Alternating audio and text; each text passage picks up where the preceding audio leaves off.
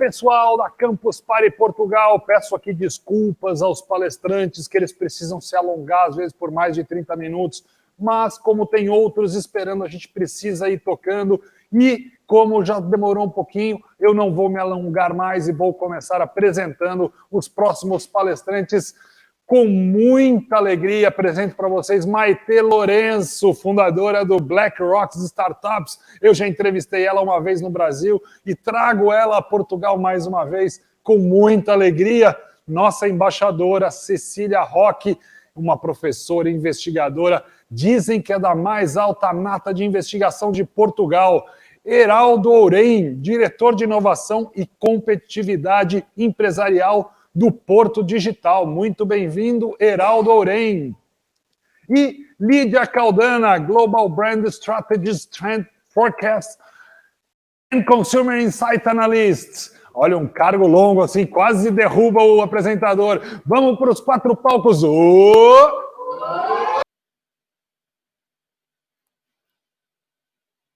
Chegou? Eu acho que sim.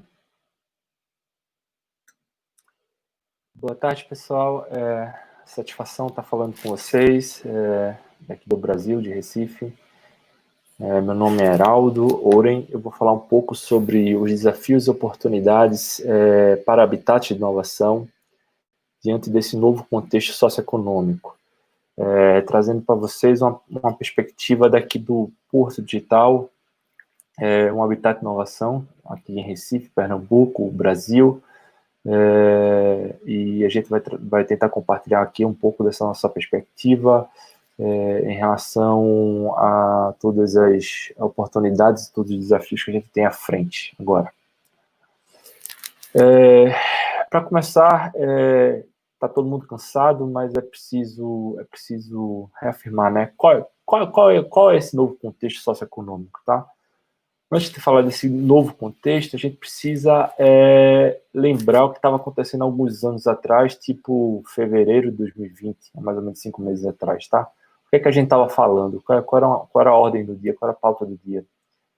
A gente estava falando da emergência climática, a gente estava falando sobre todo o papel desempenhado por uma nova geração, reivindicando dos governantes uma nova postura em relação à emergência climática.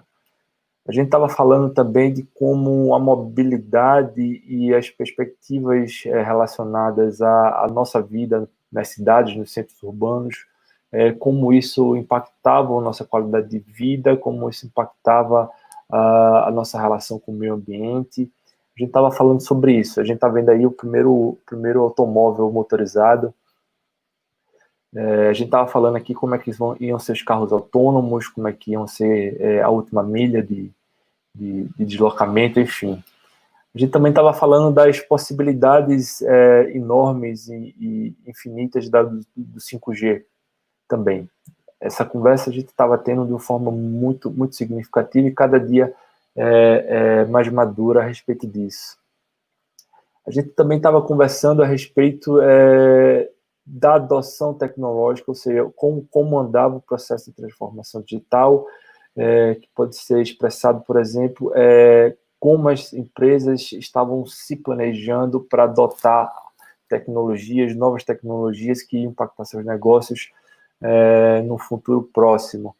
A gente também estava falando sobre quais são os skills, quais são as competências requeridas nesse próximo tempo,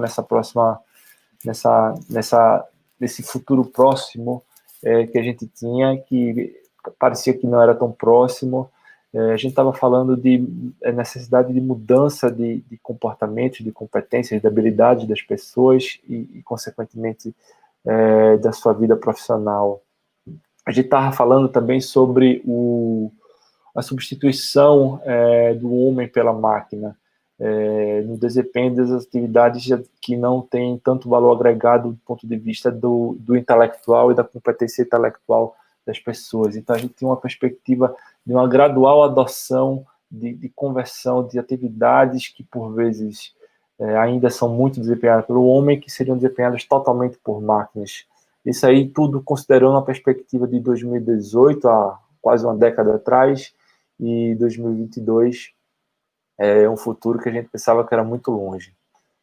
A gente estava falando, obviamente, também da Agenda 2030, dos Objetivos de Desenvolvimento Sustentável, e a necessidade de todos, enquanto poder público, enquanto cidadão, enquanto empresário, enquanto empreendedor, enquanto sociedade civil organizada, qual seria a contribuição de cada uma das partes para a gente alcançar minimamente esses objetivos que são de interesse das próximas e futuras gerações que vão estar aqui no nosso planeta. E aí aconteceu esse estado que todo mundo, obviamente, tem conhecimento, e o que aconteceu, o que possibilitou e o que está se verificando é justamente o que a gente pode chamar aqui de apocalipse digital. Uma expressão muito comum que era o apocalipse do varejo, que cada dia mais em voga, cada dia mais sendo falada, inclusive pela mídia tradicional. Esse apocalipse do varejo, na verdade, é um apocalipse digital, onde ciclos que anteriormente eram anuais passam a ter uma perspectiva de ciclos semanais, tá? Isso pode, por exemplo, expressado nesse paper disponível na internet, que aponta uma pesquisa de grande abrangência nos Estados Unidos, que aponta que em apenas 12 semanas o consumidor comum virou um digital first, ou seja, pessoas que estavam fora das interações, que estavam fora das relações de consumo a partir do digital, na verdade, muito rapidamente, em apenas 12 semanas, viraram um digital first. O apocalipse digital também nos aponta uma questão muito, muito relevante relacionada à desigualdade. Os estudos que estão sendo iniciados e as reflexões que estão sendo feitas têm apontado que teremos mais desigualdade, ou seja, de vez de a gente ter uma curva em V, a famosa curva em V de queda e de recuperação, a gente provavelmente vai ter uma curva K, ou seja, as pessoas com menos vantagens, as pessoas menos favorecidas, os países menos favorecidos, as regiões menos favorecidas sofrerão ainda mais com a questão da desigualdade. Isso já era apontado por um estudo da IBM, um mega estudo da IBM, já em 2018. O que aconteceu a partir da pandemia foi a concretização dessa previsão. Outra perspectiva que a gente pode analisar sobre esse novo contexto pode ser expressada aí por esse gráfico, onde em menos de 30 anos a gente passa do início das primeiros padrões de mecanismos online, as primeiras interações de negócios em redes, que evoluiu nos seus 10 anos posteriores para a construção de ecossistemas digitais a partir da criação de contextos, de soluções voltadas em nuvens computacionais. E nos últimos 10 anos, na década de 2010 até a década de agora, a gente teve a consolidação do conceito de ecossistemas digitais, onde aconteceria a integração de grandes organizações através de novos negócios digitais inovadores. E o que é que a gente percebe? Que a gente está passando num momento histórico onde esses ecossistemas digitais não vão ser suficientes. A gente está passando por uma lógica onde o modus operandi de sobrevivência vai ser a partir de ecossistema de plataformas. É uma coisa muito mais complexa, onde os negócios de classe global integram maiores organizações do mundo a partir de plataforma de negócios. É um conceito básico dicotômico, que é o seguinte: se você não tem sua plataforma, você provavelmente vai estar na plataforma de outro, tá? A partir desse todo esse contexto que a gente apresenta, a gente se propôs aqui a fazer uma reflexão específica relacionada a habitats de inovação, considerando que esse tipo de institucionalidade vai estar no meio do furacão, está no meio do furacão de todo esse processo acelerado de mudança e quebra de paradigmas, tá? Recorrendo à definição, a gente percebe que habitat de inovação, essa definição da IASP, da Associação Internacional de Parques Tecnológicos e Habitats de Inovação, a gente percebe que o primeiro termo que tem para definir habitat de inovação, área de inovação, são lugares, ou seja, num momento desse, como é que funciona um lugar, qual vai ser o papel do lugar, da localidade, dessa localidade que apresenta também um papel de centralidade e de atração de talentos, do ponto de vista de empresas, de pessoas, de competências, de talentos, de conhecimento intensivo, de capital financeiro e por aí vai, tá?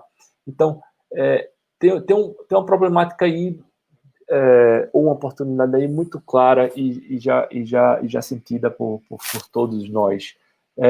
A relação entre o real estate e o low touch.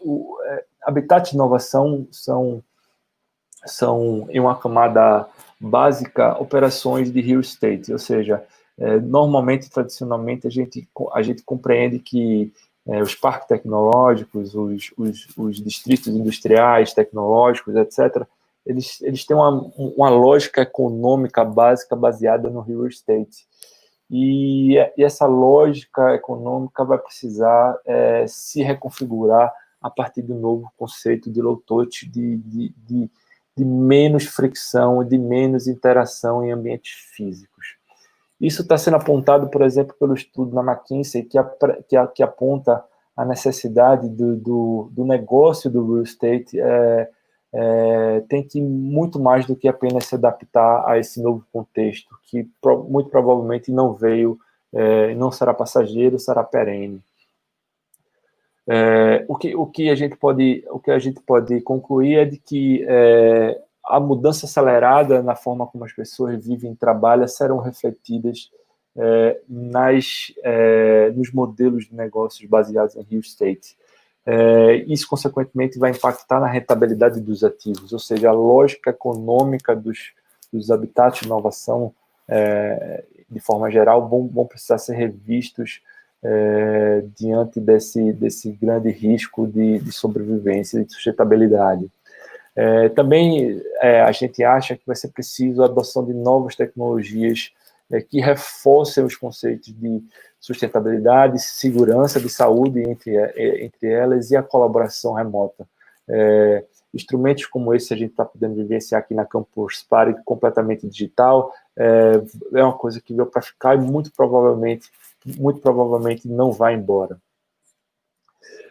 Outro ponto importante sobre a perspectiva de oportunidades e desafios, a gente tem o conceito de serendipity e relações digitais. O que é isso?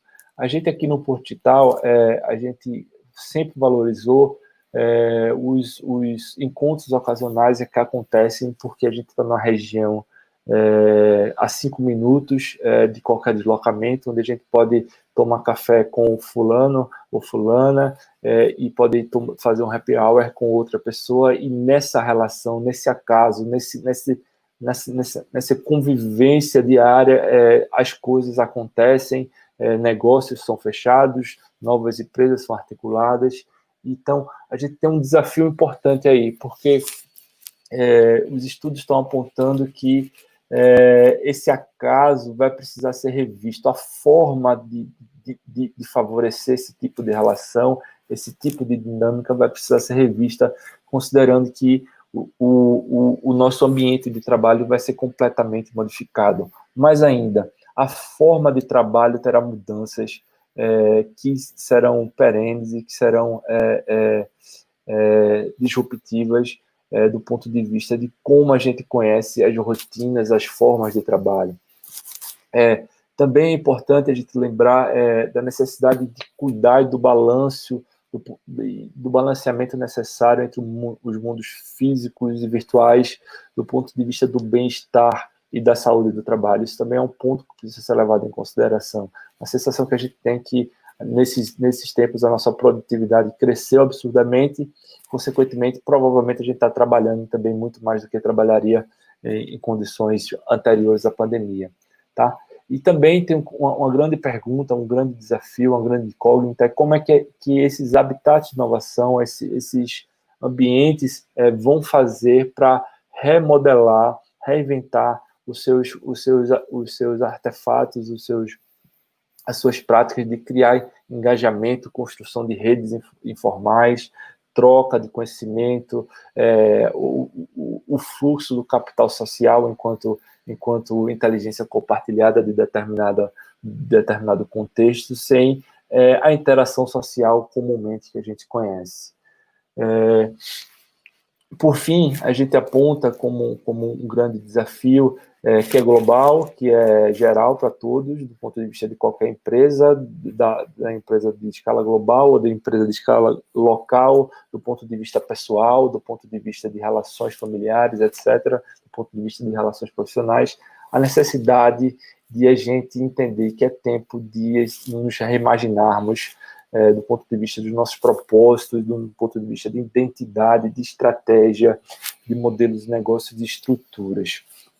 É isso mais ou menos que a gente está fazendo aqui no Porto Digital, um parque tecnológico, mais uma vez, localizado no Brasil, no estado de Pernambuco, na cidade do Recife.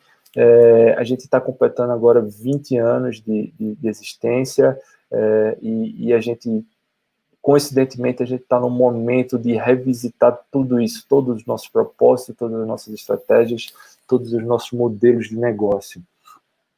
A gente do Porto Digital, embora tenha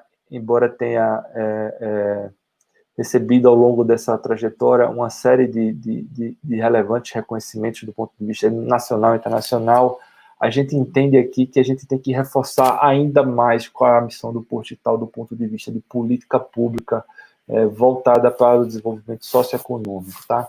Então, essa é a nossa missão, a gente revisita ela e vê que é ainda mais necessária, considerando todo esse contexto, principalmente da questão da desigualdade, uma vez que a gente está ainda num país periférico e ainda mais na região periférica, como é Pernambuco. Então, a missão do Porto Digital passa a ser ainda mais necessária, ela é ratificada do ponto de vista do desenvolvimento enquanto nação nação próspera. Tá? E como é que a gente atua? Como é que a gente pretende atuar pelos próximos anos e na forma de tentar entregar essa nossa missão contratada com a sociedade, tá? A gente tem 3 grandes eixos de atuação voltados essencialmente para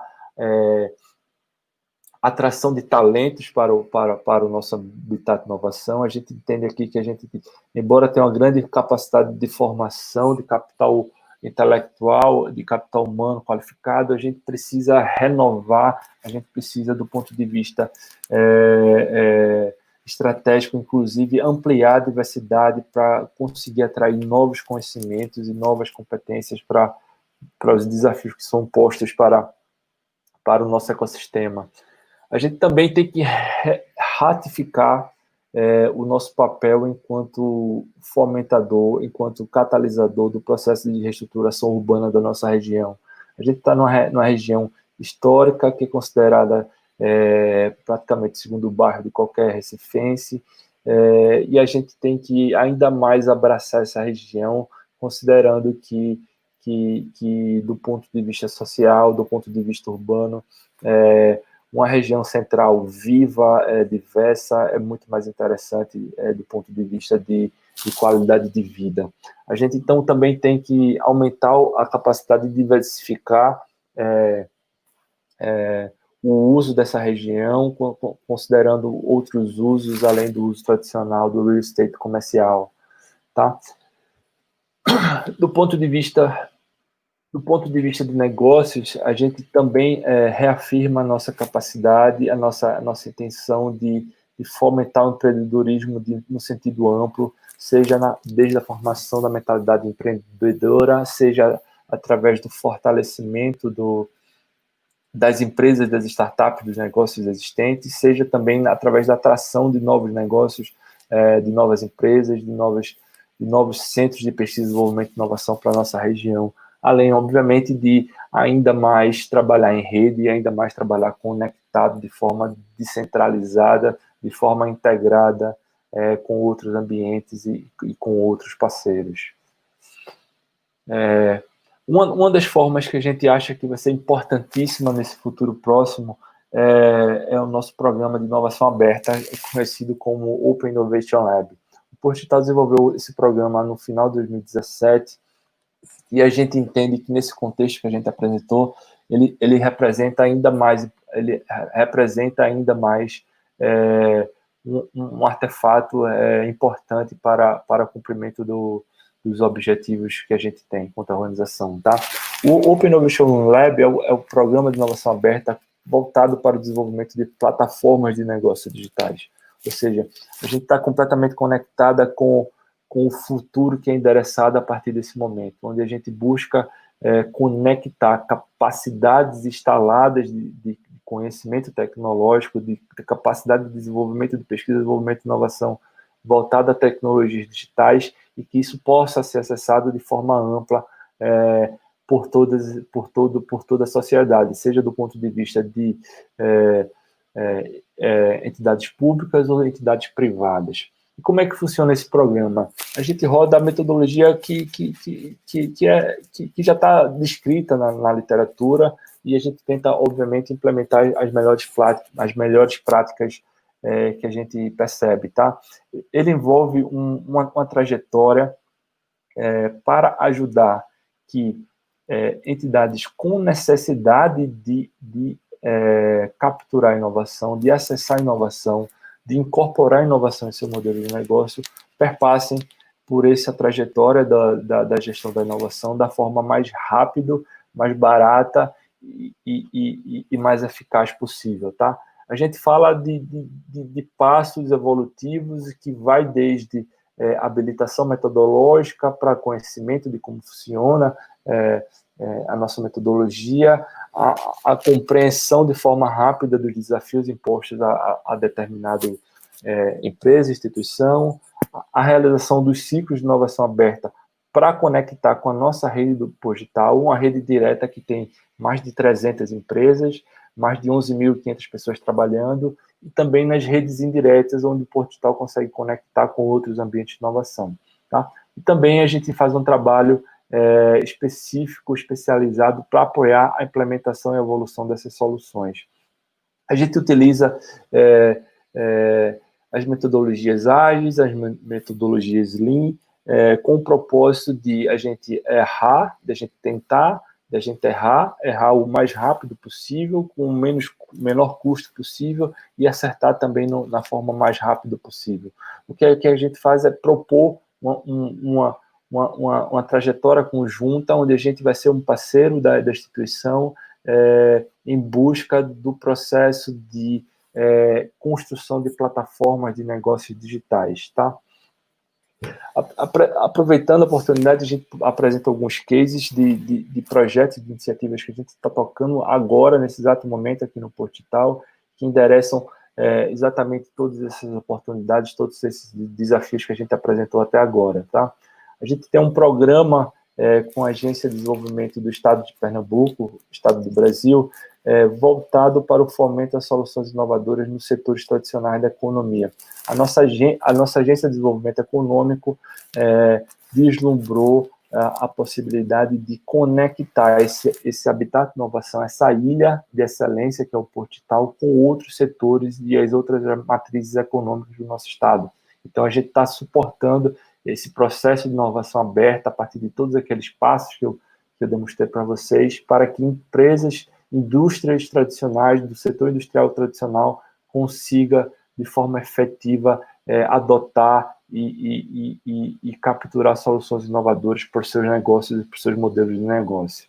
A gente também tem um programa similar rodando com o Complexo Industrial Portuário de Suape. Aqui em Pernambuco, a gente tem um dos principais complexos portuários da América Latina, e na mesma lógica que a gente estava falando anteriormente, a gente também tem esse programa com as empresas que estão instaladas nesse complexo industrial, onde a gente possibilita que o setor tradicional portuário, que envolve logística e etc., se conecte a partir desse programa com o objetivo de desenvolver inovação aberta e adoção tecnológica rápida e eficaz.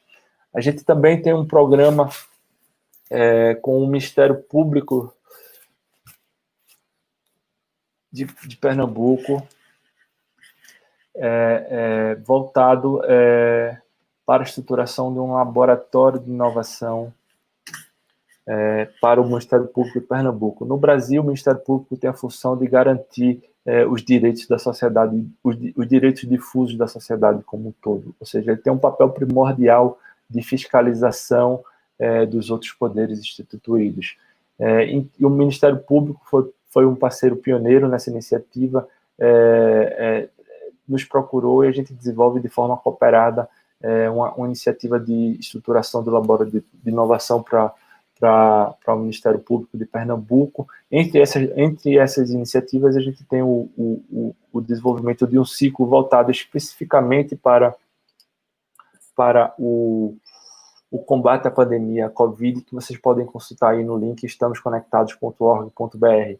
Lá a gente desenvolveu em praticamente 15 dias 8 soluções voltadas para suportar os poderes públicos, estaduais e municipais ao combate da pandemia, desde ferramentas de barramento para tratamento de dados entre os diversos órgãos, a tecnologias de contact tracing que estão implementadas nos dispositivos móveis dos cidadãos do estado de Pernambuco. Tá? E, por fim, queria compartilhar com vocês uma provocação feita pela Prefeitura da cidade do Recife, que nos fez uma encomenda tecnológica com o objetivo e com o propósito de auxiliar, num primeiro momento, a municipalidade a desenvolver suas estratégias de convivência com a pandemia e desenvolver mais à frente todas as estratégias relacionadas aos objetivos propostos pela prefeitura, seja nas políticas de educação, seja nas políticas de saúde, seja nas políticas de construção de infraestrutura e do meio ambiente, tá? Vocês podem visitar também o dashboard aí nesse link dado.recife.pe e podem ter acesso a essa iniciativa. É isso, pessoal. Queria compartilhar com vocês. A gente fica à disposição.